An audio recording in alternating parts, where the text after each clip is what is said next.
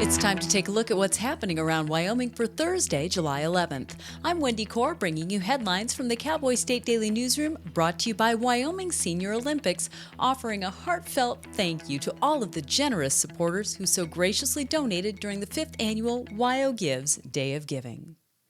Huge construction lights have been glaring through the night along the Upper Hoback River Road, while by day, a huge mountain of dirt has been climbing up to the sky. But not anymore.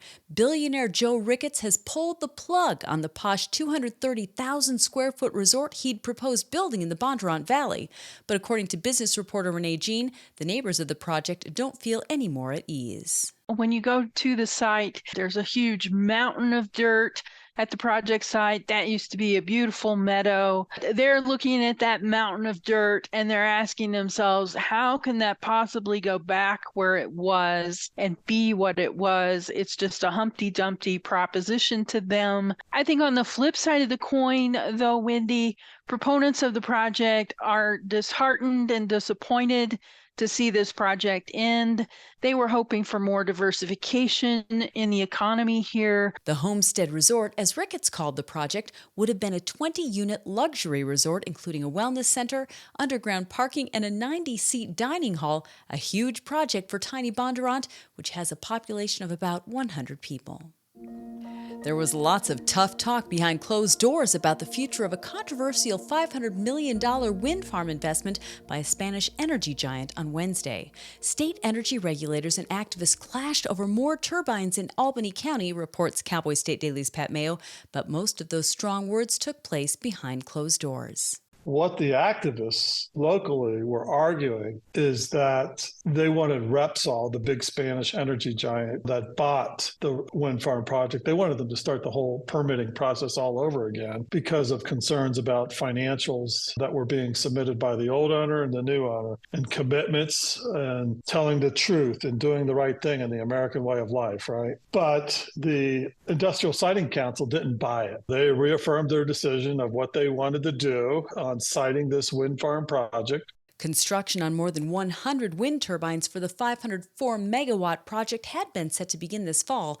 However, the schedule is expected to slip about 6 months because of the legal infighting.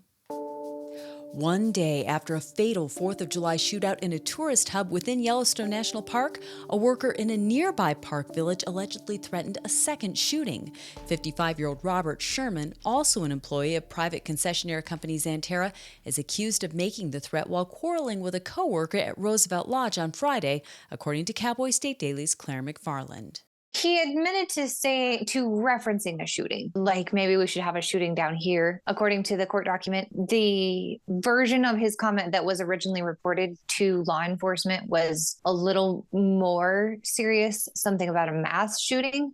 So the comment is characterized differently depending on whom you ask. The incident happened the day after a shootout at Canyon Village, less than 20 miles away, in which another Xanterra employee, Samson Fussner, reportedly shot a ranger before being shot to death himself in a shootout with park rangers. I'll be back in just 15 seconds with more news. In southwest Wyoming, wide open space is waiting. This is how we explore it. In Rock Springs and Green River, Wyoming. Plan your adventure at explorewy.com. 5 of the 10 Albertson stores that operate in Wyoming are on a list of stores that will be sold to C&S Wholesale Grocers as part of a proposed $25 billion merger between Kroger and Albertsons. But Cowboy State Daily's Renee Jean reports that the merger isn't a foregone conclusion. The Federal Trade Commission is suing to stop the deal from going forward. Wyoming is among the states that have joined the FTC suit, which says that the combined Kroger-Albertson stores are just going to be too large. This is going to lead to less competition in the grocery market sector, not more. Both of these companies have posted record profits despite the inflationary period.